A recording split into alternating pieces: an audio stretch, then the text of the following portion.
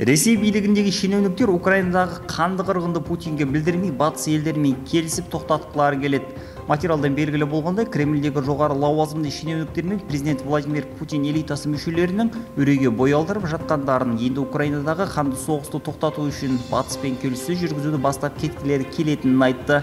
Кече Кремлдин жогору лауазымдуу тагы бир шенеунүгү Ресейдин Украинадагы баскынчылык согушунун жолун кесүүгө көмөк суроо үчүн астыртын түрдө батыспен байланыска чыкты. Владимир Путин элитасынын купуя мүчөсү Кремлде үрөй жайлап алганын, улардын канды согуштун токтолууда мүддөлүү болуп отурганын маалимдеген айтылды. Мындай таң каларлык маалимдеме батыс арнайы кызмет органдарынын эсептеринде де атап көрсөтүлдү делинген материалда. Путинге жакын жүргөн ага офицерлер менен шенеунүктөр батыс санкцияларынын режими менен одан туындап жаткан экономикалык күрөөлөрдөн катты коргатындары да әңгиме болуп жатыр.